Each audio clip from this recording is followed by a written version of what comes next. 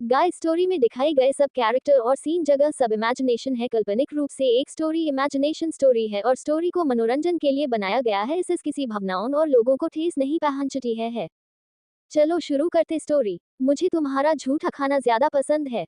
इस वक्त मदीहा लक्ष्मी जी के साथ हॉस्पिटल की कैंटीन में बैठी हुई थी और दोनों ही हल्की फुल्की बातों के बीच चाय का लुत्फ उठा रहे थे। तभी लक्ष्मी जी हल्का सा मुस्कुराते हुए कहती है, वैसे बेटा तुम्हारा पति तुमसे मोहब्बत तो बहुत करता है, देखा अभी कैसे तुम रो रही थी तो कितना परेशान हो गए थे। हो बहुत किस्मत वाली हो तुम जो साहब जैसा पति मिला है, वरना आजकल के जमाने में तो पति बीवी को कुछ समझते तक नहीं है। उस दिन उनके ऑफिस में भी गलती से मेरे हाथ से तुम्हारी तस्वीर वाला फोटो फ्रेम गिर गया था, पर उन्होंने टूटने से पहले बचा लिया। उस फोटो फ्रेम को गिरता देख इतना बेचैन हो गए थे वो, सोचो तुम्हें लेकर तो कितने फिक्रमंद होते होंगे।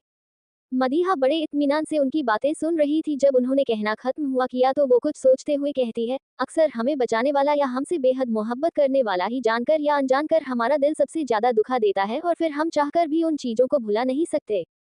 लक्ष्मी जी बेटा, हर कहानी के दो पहलू होते हैं, जैसे हर सिक्के के दो साइड होते हैं वैसे ही कभी कभी हमें कहानी का सिर्फ एक पहलू पता होता है और दूसरे पहलू को जाने बिना हम अपने मन में एक बड़ी सी कहानी बना लेते है। पर जब सच सामने आता है तो कहानी ऐसे टूटकर बिखर जाती है जैसे समुद्र का पानी पड़ने पर रेत से बना महल बिखर जाता है। जो हमसे मोहब्बत करता है, जो हमारी फिक्र करता है, वो कभी हमारे साथ कुछ बुरा नहीं कर सकता। कभी कभी आधा अधूरा सच सालों तक दूरियों की वजह बन जाता है। मैंने कभी मोहब्बत को समझा तो नहीं है, पर हाँ करी जरूर है, उम्र का तजुर्बा भी है। और जो मैंने साहब की आंखों में तुम्हारे लिए देखा है वो बेहद पाक मोहब्बत है, जो हर किसी के हिस्से नहीं लिखी जाती। कुछ खास लोग होते हैं जिन्हें भगवान इस मोहब्बत से नवाजता है, तुम उनमें से एक हो। इसे जाया मत जाने दो, बल्कि अपने आंचल से बांध कर रख लो।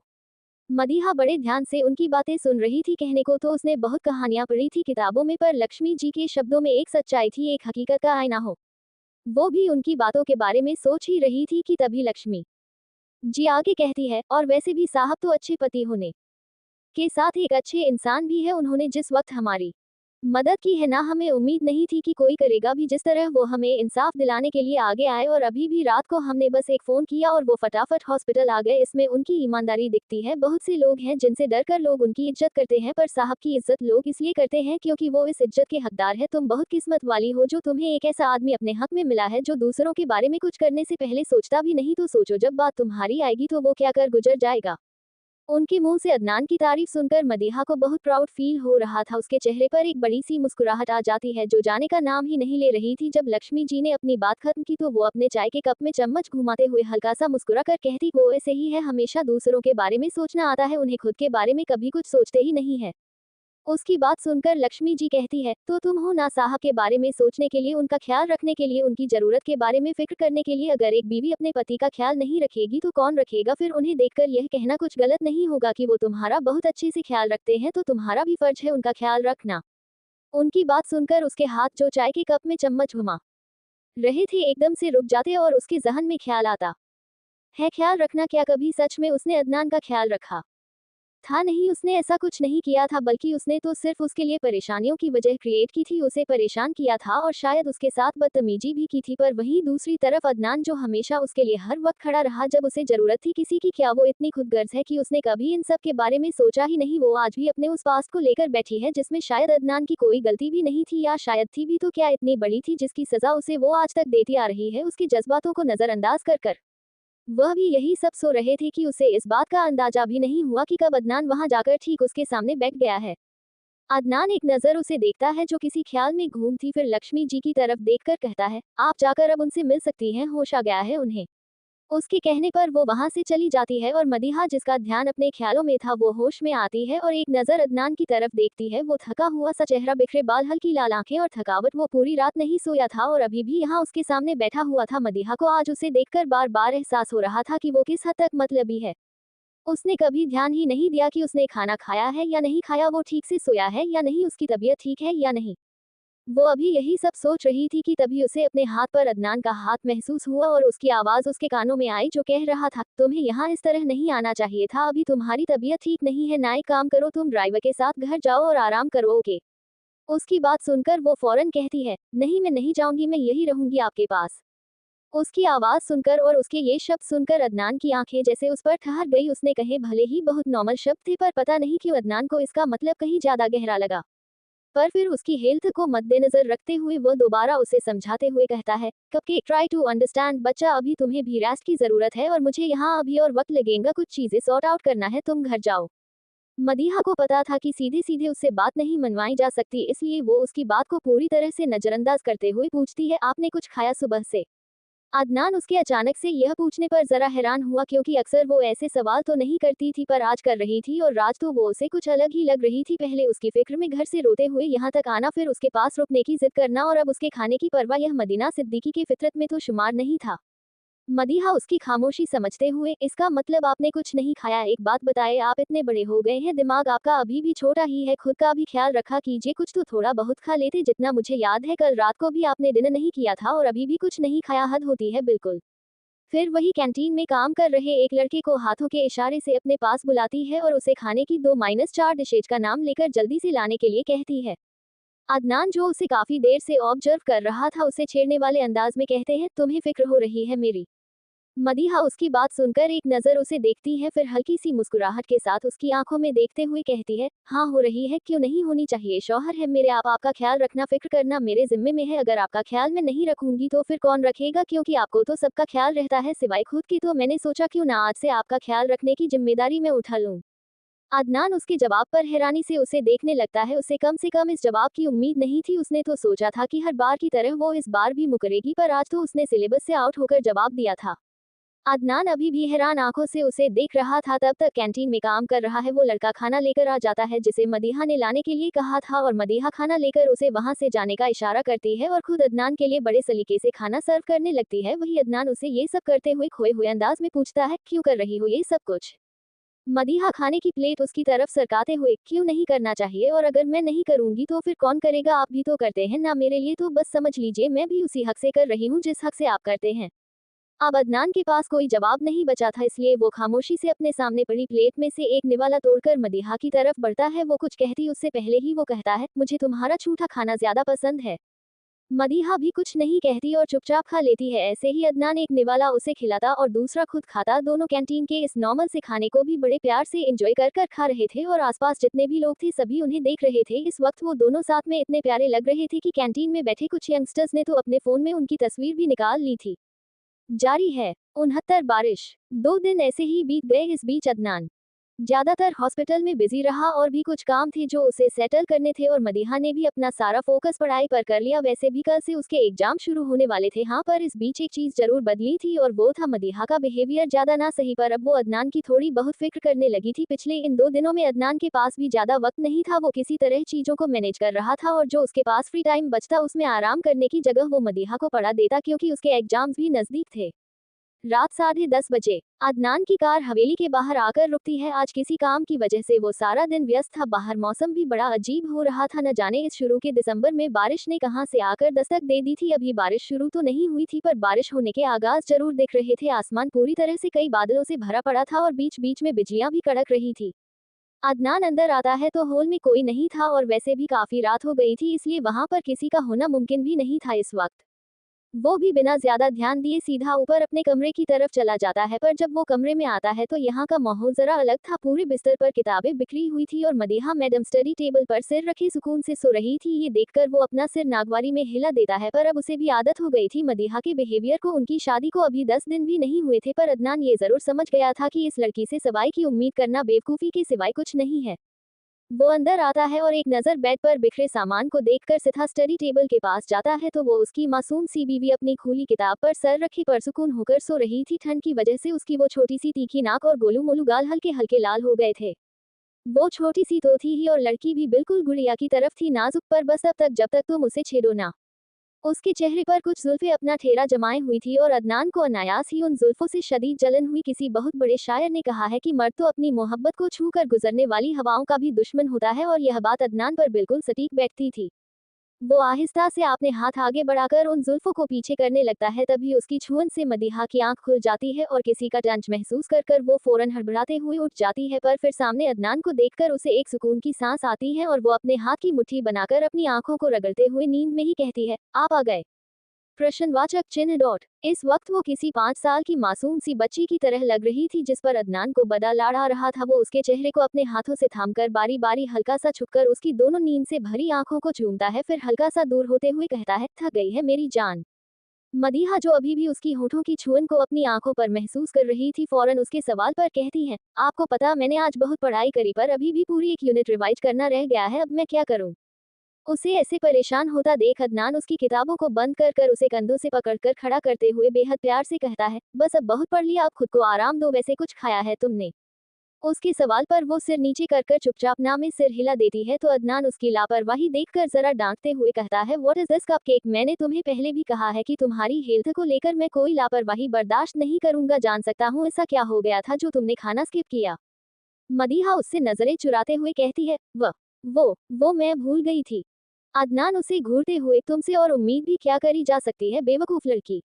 उसकी बात सुनकर मदीहा मुंह बनाते हुए कुछ कहने ही वाली होती है कि तभी उसके कानों में बारिश की आवाज आती है, जिसे सुनकर वो खुश होते हुए एक्साइटमेंट में कहती है, बारिश हो रही है, open mouth smile, open mouth smile. Adnan, हाँ ना जाने ये दिसंबर के शुरू में बारिश कब से होने लगी। मदीहा उसे घूर कर, आप कितने नाशुक्रे हैं, यह बारिश भी अल्लाह ताला की नेमतों में से एक है, हमें तो इसका शुक्र अदा करना चाहिए, चलिए ना जरा भीग कर आते हैं। इतना कहकर वो बालकनी की तरफ जाने लगती है, पर अभी वो बात मुश्किल 2 कदम भी नहीं चल पाई थी कि अदनान उसे उसकी टी शर्ट पकड़कर वापस पीछे खींचते हुए अपनी सख्त आवाज में कहता है, खबरदार, जो तुमने एक कदम भी बाहर रखा तो टांगे तोड़ दूंगा मैं, तुम्हारी कोई जरूरत नहीं है कहीं जाने की, बाहर इतनी ठंड है और तुम्हें भीगना है, कल एग्जाम्स क्या मैं देने जाऊंगा अगर तुम बीमार हो गई तो। मदीहा मुंह बनाते हुए, पर अदनान उसकी बात बीच में काटकर इस बार जरा गुस्से में, कोई परवर नहीं, I said know that means no understand. Madiha उसके ऐसे चिल्लाने पर बस मायूसी से हाँ में सिर हिला देती है तो वो दोबारा उसके बाल ठीक करते हुए कहता है, वर्ड स्वीटी। मदीहा अंडरस्टैंड। अदनान उसकी बात सुनकर हल्का सा मुस्कुरा कर कहता है, my good girl now listen, मैं अभी शावर लेकर आता हूँ, तब तक तुम अच्छे बच्चों की तरह ही अपना फहराया हुआ पसारा साफ करो और कोई भी शैतानी नहीं समझी। उसकी बात सुनकर मदीहा दोबारा मजबूरी में हामी भरती है तो वो अलमीरा से अपने कपड़े लेकर सीधा बाथरूम में चला जाता है। कुछ देर बाद जब वो बाथरूम से शावर लेकर बाहर आता है तो उसने हमेशा की तरह एक सफेद रंग का पठानी सूट पहना हुआ था। वो एक टॉवल से अपने बाल पोंछ ही रहा था कि तभी उसकी नजर कमरे में जाती है तो वह अभी भी पहले की तरह बिखरा ही हुआ था और सबसे बड़ी बात, वो खाली था, मदीहा वहां कहीं नजर नहीं आ रही थी, वो गायब थी। ये देखकर उसकी आंखें छोटी हो जाती है और वो टॉवल को वही बेड पर बेदर्दी से फेंककर बाहर की तरफ जाने वाला होता है कि तभी उसे किसी की चूड़ियों की आवाज आती है जो कि बालकनी से आ रही थी और उसे समझते देर नहीं लगती कि वो वहीं पर है। वो फौरन तेज कदमों के साथ बालकनी की तरफ जाता है तो उसके कदम वही दरवाजे पर ही रुक जाते हैं और आंखें सामने ठहर जाती है। मदीहा उचक उचक कर बारिश में भीग रही थी। उसने जो हल्के गुलाबी रंग का सूट पहना हुआ था वो पूरी तरह भीग कर उसके जिस्म से चिपक गया था। बालों से गिरता पानी उसके चेहरे को और भिगा रहा था और वो अपने हाथ हवा में फैलाए आसमान को देखते हुए आंखें बंद कर कर गोल गोल घूम रही थी। इस बीच उसके चेहरे पर एक बड़ी सी मुस्कुराहट मौजूद थी।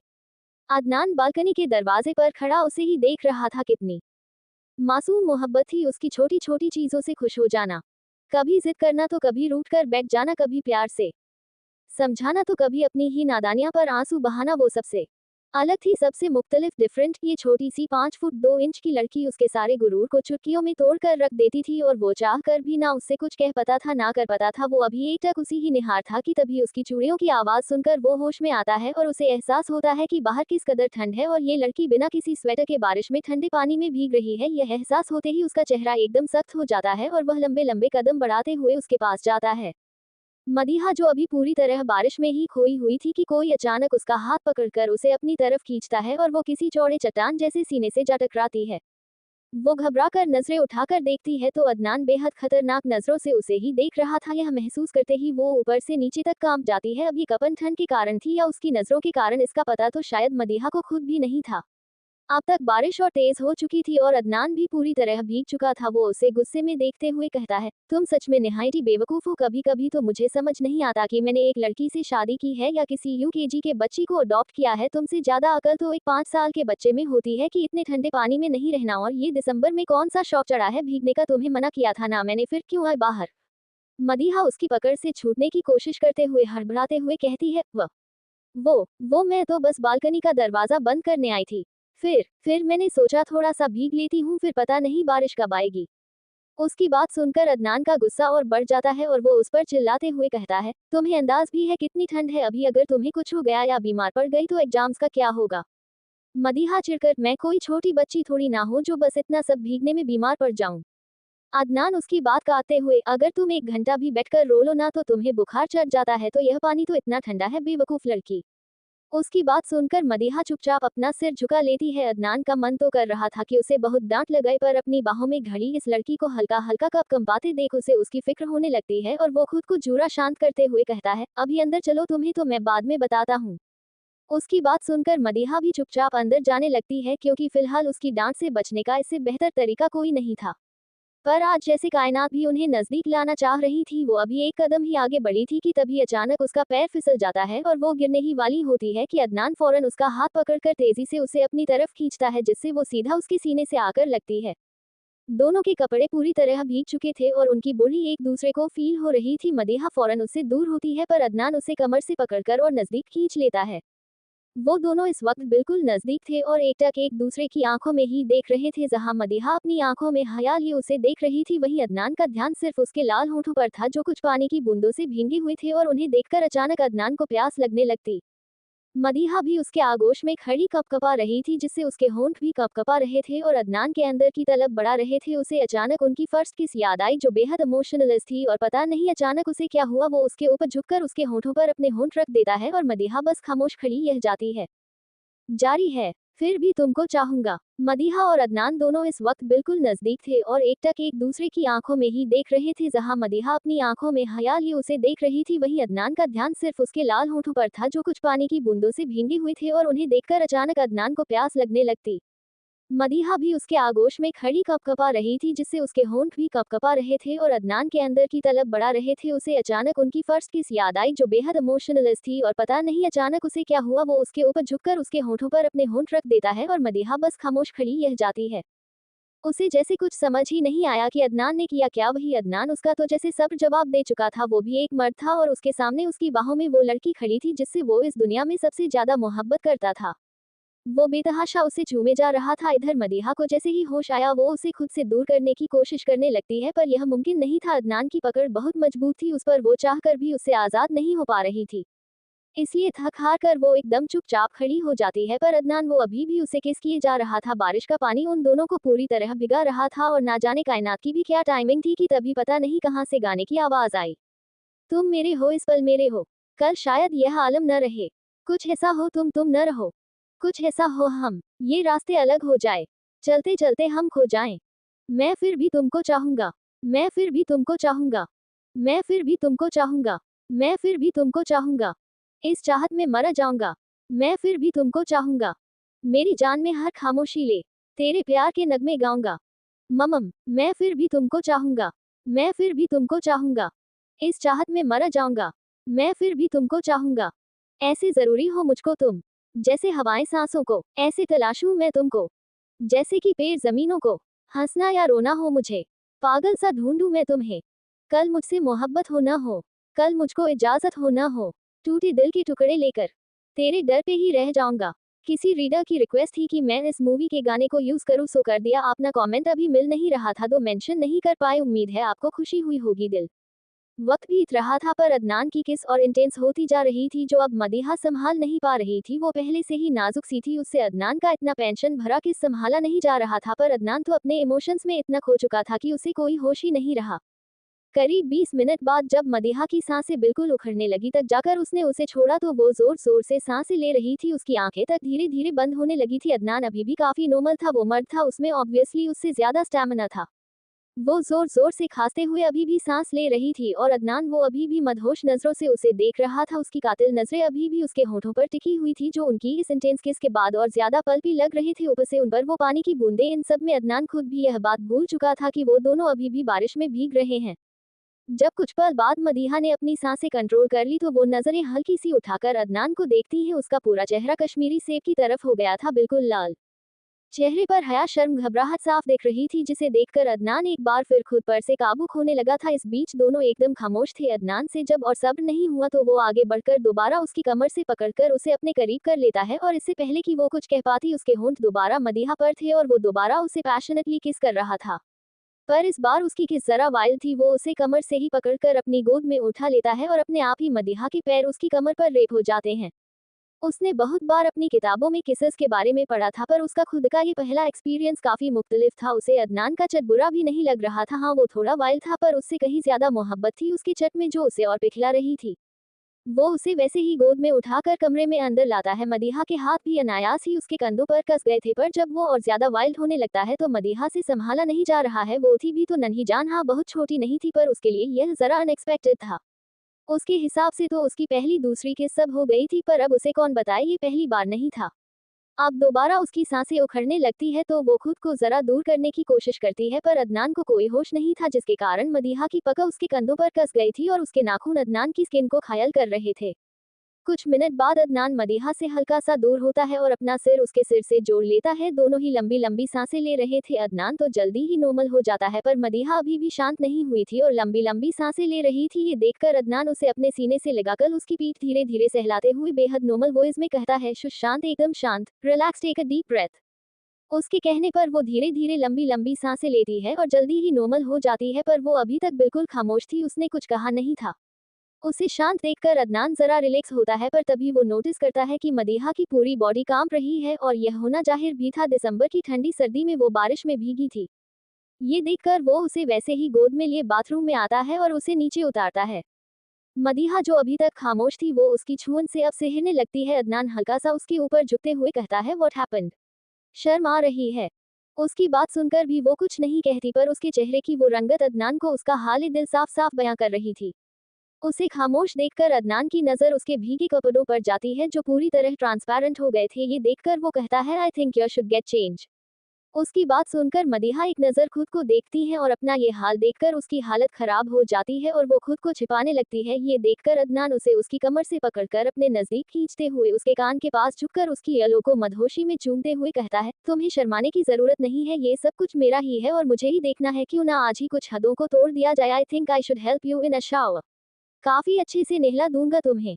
उसकी बात सुनकर वो जो अभी तक शांत थी वो हड़बड़ाते हुए कहती है, न, नहीं, नहीं, आप जाओ। अदनान उसकी बोली को खुद की बोली से जरा चिपकाते हुए, क्यों अच्छा नहीं लग रहा मेरा टच करना या मेरा करीब आना? HMM। मदीहा जो अभी तक शर्म के मारे घबरा रही थी अब जरा गुस्से में कहती है, आप जाए यहाँ से, वरना मैं सोफिया के पास चली जाऊंगी। उसकी यह बात सुनकर अदनान एकदम से चिढ़ जाता है और अचानक उसकी कमर पर पिंच कर देता है, जिससे वो हल्का सा चीखती है, आहे है। यह क्या किया आपने? पागल हो गए हैं आप? अदनान उसके ऊपर झुककर उसके गाल को हल्का हल्का लिंक करते हुए बेहद मदहोश आवाज में कहता है, अगर हमारे बीच किसी को लाओगी तो इसी तरह तकलीफ मिलेगी तुम्हें, स्वीट हार्ट। ये कहते हुए वो उसके गाल पर हल्का सा काट लेता है, जिससे मदीहा की एक बार और हल्की सी चीख निकल जाती है। मदीहा, आप जाए, मुझे नहाना है प्लीज। अदनान सेडक्टिव वे में मुस्कुराते हुए अपनी हंसकी वॉइस में कहता है, नहाना तो मुझे भी है, तो क्यों ना साथ में ही नहाया जाए, हम काफी पानी भी बचा लेंगे और अगर तुम इजाजत दो तो साथ में और भी काफी कुछ कर सकते हैं, something exciting you know. Bathroom first time के लिए इतना बुरा नहीं है। उसकी ऐसी बेशर्मी भरी बातें सुनकर मदीहा को शर्म भी आ रही थी और गुस्सा भी, पर बेचारी लड़ने झगड़ने में तो वो बहुत आगे थी, पर यहाँ आकर ही उसका फ्यूज उड़ जाता था। पर फिर भी वो किसी तरह खुद को शांत कर कर गुस्से में कहती है, कैसी ठरकी बातें कर रहे हैं आप, शर्म नहीं आती आपको किसी लड़की से ऐसी वाहियात बातें करते हुए? अदनान उसकी बात सुनकर टेढ़ा मुस्कुराते हुए कहता है, मैं किसी के नहीं, अपनी बीवी के सामने ऐसी बातें कर रहा हूँ, और अगर मैंने शर्म की तो हमारी क्रिकेट टीम कैसे बनेगी? मदीहा की हालत अब तक बहुत बुरी हो चुकी थी, उससे और उसकी बेहुदा बातें बर्दाश्त नहीं हो रही थी और अब गुस्सा भी आ रहा था, लेकिन तभी अचानक उसके दिमाग में कुछ आता है और वो खुद अदनान के हल्का सा करीब जाकर मुस्कुराते हुए कहती है, आप एक काम क्यों नहीं करते? अदनान उसकी मुस्कुराहट में खोते हुए, क्या? मदीहा बड़े प्यार से उसके गालों पर उंगलियां फिराते हुए, जहर खाकर मर क्यों नहीं जाते? उसकी बात सुनकर अदनान को अभी तक मुस्कुरा रहा था उसे घूर कर देखता है, मतलब ये लड़की अच्छा खासे में उसका मूड खराब कर सकती थी। कहा अभी वो किन पलों को एंजॉय कर रहा था और कहा अब उसका मूड पूरी तरह बर्बाद हो चुका था। अदनान, अगर मैं मर गया तो बेवा विधवा हो जाओगी तुम, सोच लो, रोती रहोगी सारी जिंदगी। मदीहा उसे चिढ़ाते हुए, मुझे कोई फर्क नहीं पड़ता। उसकी बात सुनकर वो हल्का सा मुस्कुराता है और अगर ही पल वही पास से रखी एक ब्लेड उठाकर अपनी कलाई पर लगा लेता है। मदीहा जो अभी तक उसे चिढ़ा रही थी उसकी इस हरकत पर एकदम से डर जाती है और चिल्लाते हुए कहती है, क्या कर रहे हैं आप, पागल हो गए हैं? फेंकिए उसे, अभी कट गया तो छोड़िए उसे, सुनाई नहीं देता आपको? उसकी आवाज में डर, घबराहट और फिक्र तीनों साथ साथ सुनाई दे रही थी।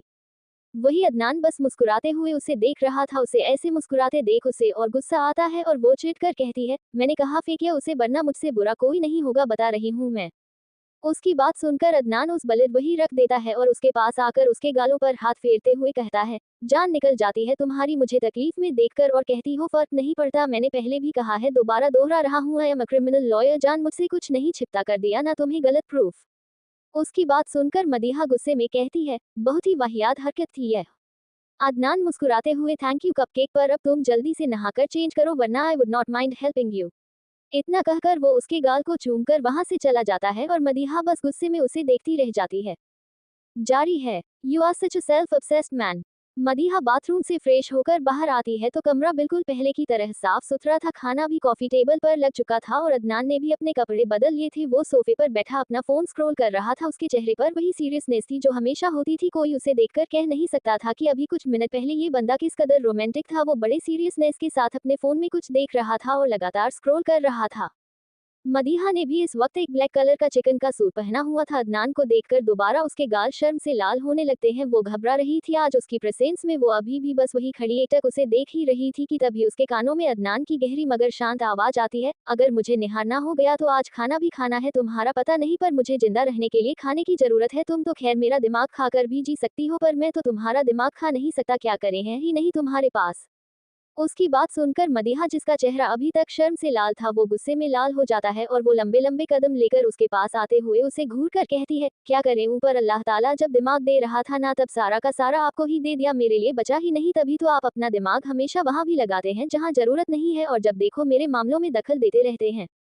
उसकी बात सुनकर अदनान अपना फोन बंद कर उसे कॉफी टेबल पर रखते हुए बड़ी शांति से मगर मुस्कुराते हुए कहता है, मेरी जान अब तुम्हारा कोई भी मामला सिर्फ तुम्हारा नहीं है, जिस दिन निकाहनामे पर सिग्नेचर किया था ना उसी दिन से तुम्हारी हर प्रॉब्लम, तुम्हारी हर खुशी, तुम्हारा हर दुख और तुम्हारा हर एक मामला मेरा भी हो गया था और ये तो तुम्हें खुशी बनानी चाहिए कि मैं तुम्हारी प्रॉब्लम सुलझा देता हूँ, वरना क्या होगा मेरे बिना तुम्हारा। उसकी बात सुनकर वो सोफे पर उसके बगल में लेकिन थोड़ी दूरी बनाते हुए बैठकर रहती है, you are such a self obsessed man mister prosecutor. Adnan उसकी बात सुनकर वो मुस्कुराकर उसकी प्लेट में खाना सर्व करते हुए कहते हैं, इसे सेल्फ ऑब्सेशन है, सेल्फ बिलीव कहते हैं, खैर तुम्हारा छोटा सा दिमाग इतने बड़े बड़े शब्द समझ नहीं पाएगा, इसलिए खाने पर ध्यान दो, मुझ पर नहीं, क्योंकि अगर मैंने तुम पर ध्यान देना शुरू किया तो फिर आज मैं खाना नहीं कुछ और ही खाऊंगा। उसकी बात सुनकर वो दांत पीसते हुए बड़बड़ाती है, सो डिस्गस्टिंग, और फिर अपना खाना खाने लगती है क्योंकि अब उसे भूख भी बहुत जोर से लग रही थी। उसे ठीक से खाता देख अदनान खुद भी खाने लगता है। इधर सोफिया के कमरे में वो सोने जा रही थी कि तभी उसे प्यास लगने लगती है, वो कॉफी टेबल पर देखती है तो वहां पानी का जग खाली था, ये देखकर वो जग उठाकर नीचे किचन की तरफ आती है, पर जैसे ही वो किचन में आती है उसे वहां अजहर दिखता है। उसने अभी भी ऑफिस के कपड़े पहने थे, जिसे देखकर साफ बताया जा सकता था कि वो जरूर अभी घर आया है, आज दिन के वक्त भी वो वहां नहीं था, किसी इंपॉर्टेंट मीटिंग की वजह से बाहर गया हुआ था। वो किचन में कुछ ढूंढ रहा था, तभी सोफिया उसके पास जाकर पूछता है, आप यहाँ कुछ चाहिए आपको। उसकी आवाज सुनकर अजहर एकदम से उसकी तरफ पलट कर देखता है और उसे वहां देखकर पूछता है, तुम यहाँ क्या कर रही हो, कल एग्जाम है ना, तुम्हारा सो जाना चाहिए था अब तक। सोफिया पानी का जग वही रखकर उसके थोड़ा करीब आते हुए पूछती है, पहले सवाल मैंने पूछा था आप यहाँ पर क्या कर रहे हैं, वक्त देखा है 11 बजे बज गए हैं, आपको अभी तक सो जाना चाहिए था, खैर आपका हुलिया देखकर लग रहा है कि आप अभी घर वापस आए हैं, इतना भी काम को इम्पोर्टेंस मत दीजिए कि खुद की हालत खराब हो जाए। अजहर उसे अपनी फिक्र करता देख हल्का सा मुस्कुराकर कहता है, एक इम्पोर्टेंट मीटिंग थी और फिर रास्ते में कार खराब हो गई, इसलिए थोड़ी देर होगी, आगे से ध्यान रखूंगा कि किसी को मेरी इतनी फिक्र होती है। अब तुम बताओ यहाँ क्या कर रही हो, सो जाना चाहिए था ना अब तक। सोफिया, मैं तो पानी लेने आई थी, पर आप क्या ढूंढ रहे हैं यहाँ पर।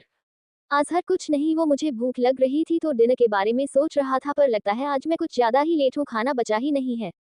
उसकी बात सुनकर सोफिया हल्का सा मुस्कुराती है और फ्रिज की तरफ बढ़ते हुए कहती है, खाना फ्रिज में रखा है, आप रुकिए और डाइनिंग टेबल पर जाकर बैठी है, अभी गर्म करके लाती हूँ।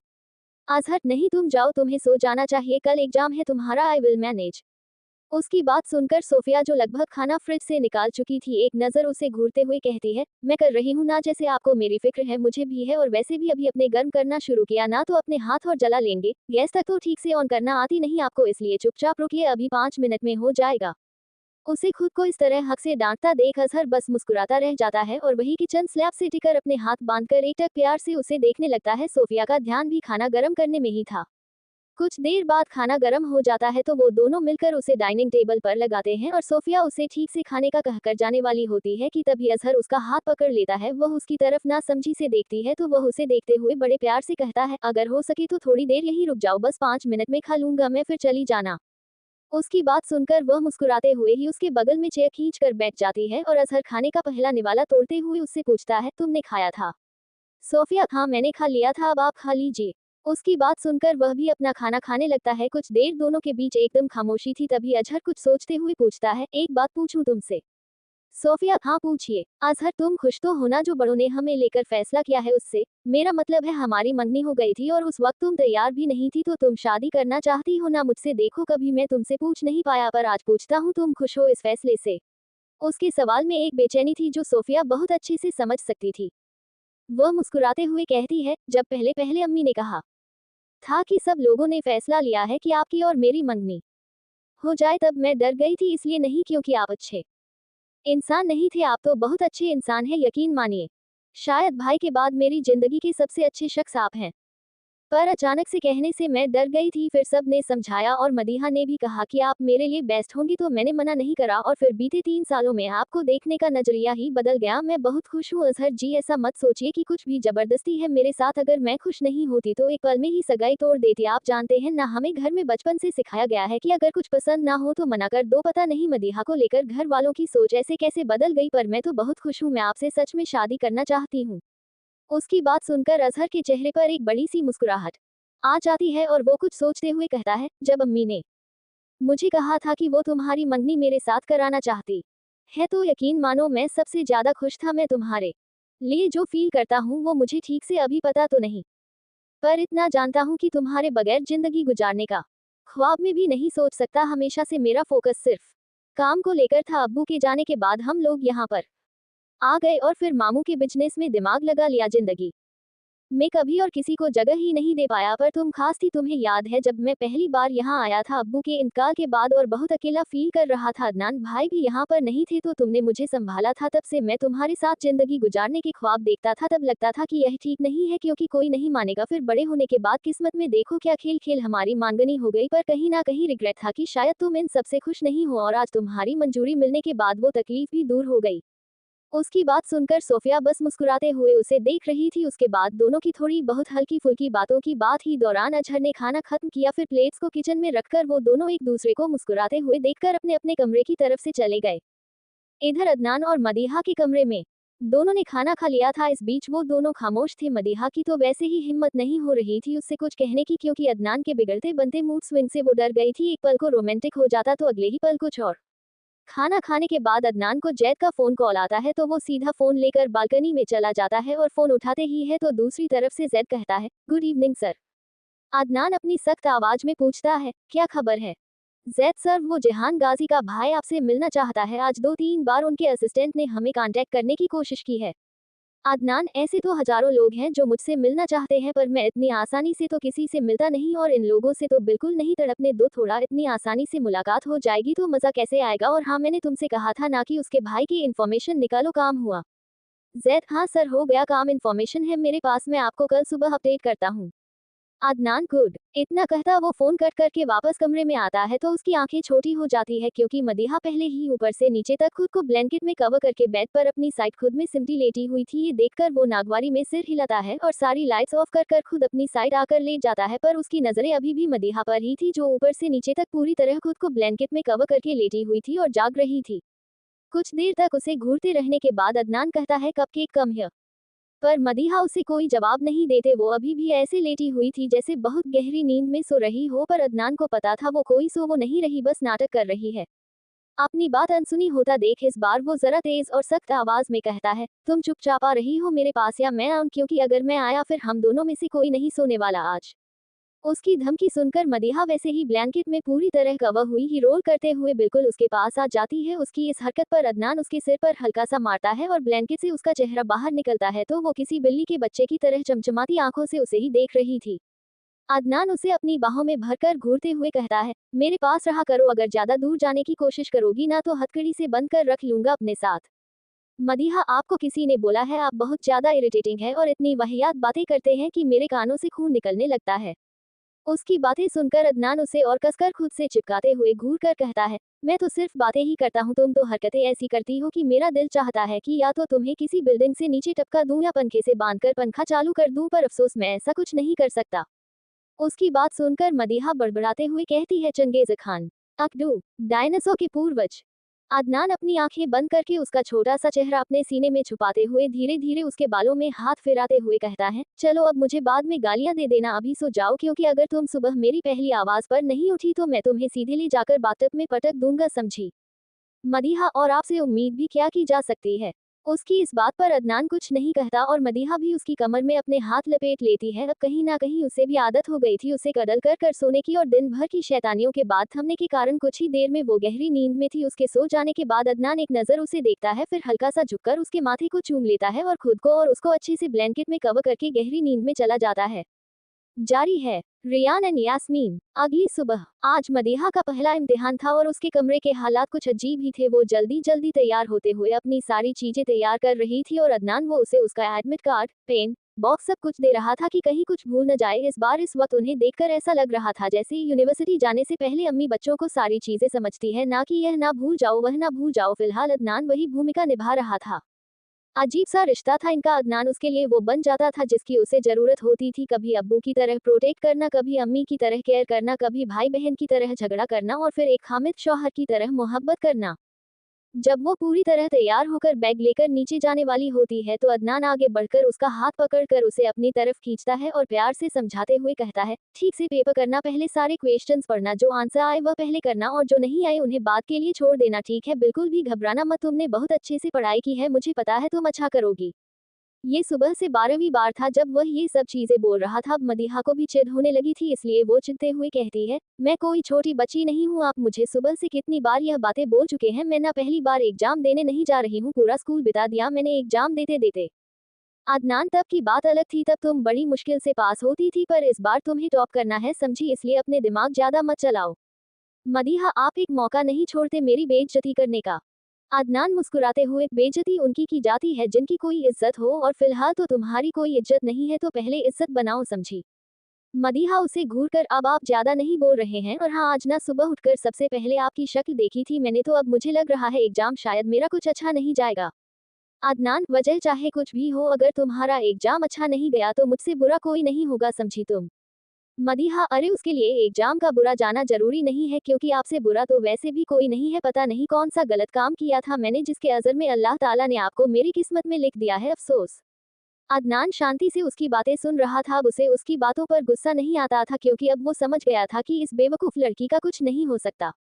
अदनान, तुम्हें पता है कभी कभी मेरा दिल चाहता है कि मैं तुम्हारी गर्दन दबा दूं, पर अफसोस। उसकी बात सुनकर मदीहा भी मुस्कुराते हुए कहती है, मेरा भी कभी कभी दिल चाहता है कि मैं आपका कत्ल कर दूं, पर अफसोस। उसका पलट जवाब सुनकर अदनान चुप हो जाता है। उसे पता था वो बहसबाजी में उससे जीत नहीं सकता, पर हाँ, एक चीज में थी जिसमें वो उसकी बोलती जरूर बंद कर सकता था, पर अभी उसका वक्त नहीं था, इसलिए वो हल्का सा झुककर उसका माथा चूमकर इस बार जरा प्यार से कहता है, कुछ इंपॉर्टेंट काम है इसलिए तुम्हें छोड़ने नहीं जा सकता, पर जब एग्जाम खत्म हो जाएगा तब लेने जरूर आऊंगा, अच्छे से एग्जाम देना, ठीक है, best of luck wifey. Madiha भी बस हल्का सा मुस्कुराकर अपना बैग लेकर नीचे चली जाती है और अदनान भी अपना कोट लेकर नीचे आता है।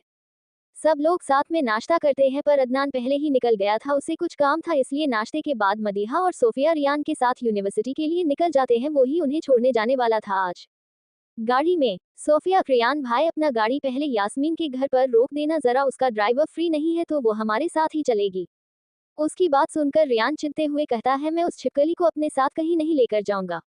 सोफिया, भाई आप कितने नाटक करते हैं, एग्जाम है आज हमारा, आपकी लड़ाई झगड़े के लिए टाइम नहीं है, प्लीज उसके घर की तरफ गाड़ी मोड़ ले। रियान गुस्से में, तुम उस छिपकली के लिए मुझसे लड़ाई कर रही हो, शर्म करो, बड़ा भाई हूं मैं तुम्हारा, बस अब यही रह गया मेरी जिंदगी में लोगों को यहाँ से वहां छोड़ना, जैसे मेरे पास तो खुद का कोई काम ही नहीं है। उसकी बात सुनकर मदीहा जो अभी तक खामोश बैठी थी वो कहती है, पार्टी करने के अलावा तो ऐसा कोई काम नहीं है जो आपके पास हो भाई, इससे अच्छा हमें यूनिवर्सिटी छोड़ दिया करे, और वैसे भी अगर यास्मीन भी हमारे साथ आ जाएगी तो ऐसा क्या हो जाएगा, रास्ते में पड़ता है उसका घर, मुझे तो समझ नहीं आता आप उससे लड़ते क्यों रहते हैं, जबकि कितनी प्यारी तो है, घर में सबको अच्छी लगती है, मुझे लगता है आपकी पसंद ही खराब है। उसकी बात सुनकर रियान उसे घूरते हुए कहता है, तुम दोनों से तो बात करना ही बेकार है, ठीक है रोक रहा हूँ गाड़ी उस छिपकली के घर पर उससे कहो जल्दी आए, टाइम नहीं है मेरे पास अपना। मदीहा, हाँ हाँ, आपको तो बहुत बड़े बड़े बिजनेस कॉन्ट्रैक्ट साइन करने हैं, आपके पास कहाँ टाइम होगा, ठीक है कह दूंगी मैं उससे, वैसे भी वह तैयारी है। इसके आगे कोई कुछ नहीं कहता। थोड़ी देर बाद गाड़ी एक बंगलो के आगे रुकती है तो रियान एक के बाद एक तेज तेज हॉर्न बजाने लगता है। और थोड़ी देर में यास्मीन भागते हुए आती है और पीछे मदीहा के साथ बैठते हुए कहती है, थैंक यू मुझे लिफ्ट देने के लिए, वरना तो आज मैं पक्का लेट हो जाती। अब्बू को भी टाइम नहीं था, वो भी किसी मीटिंग के लिए चले गए, वरना वो छोड़ देते।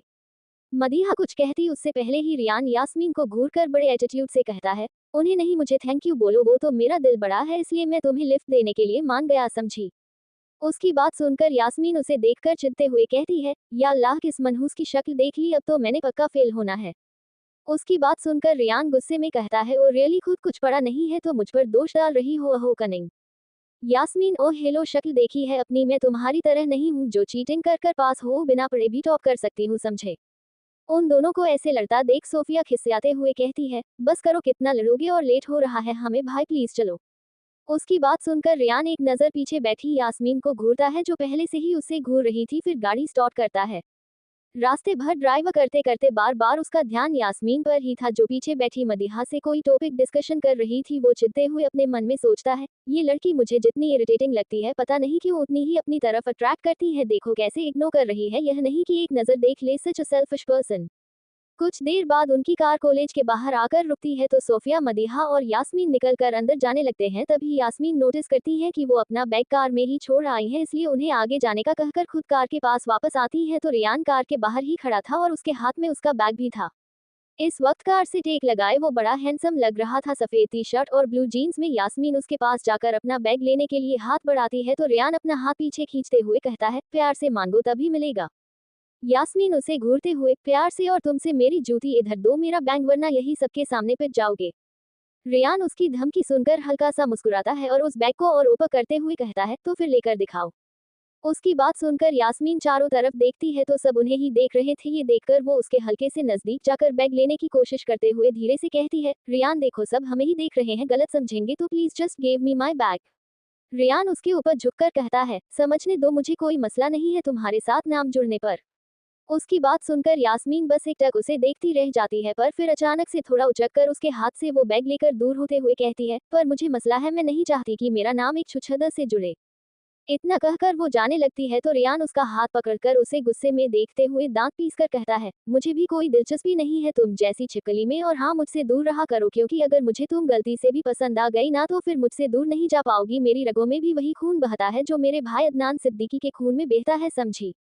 उसकी बात सुनकर यास्मीन एक पल को कांप गई थी, क्योंकि उसे आज रियान की आंखों में एक जुनून दिख रहा था। फिर उससे दूर होते हुए कहती है, मैं अभी भी तुम्हारे पास नहीं हूँ, तुमने जबरदस्ती रोक रखा है, समझी। तो अपने ये सस्ते बॉलीवुड के डायलॉग्स अपने पास रखो और आगे से मुझसे ना उलझना, वरना सबके सामने अगर तुम्हें चप्पलों से मारूंगी तो कुछ खास इज्जत नहीं रह जाएंगी तुम्हारी। इतना कहकर वो उसे हल्का सा धक्का देकर चली जाती है और रियान बस उसे गुस्से में घूरता रह जाता है। जी गाइस, अगर आपको स्टोरी पसंद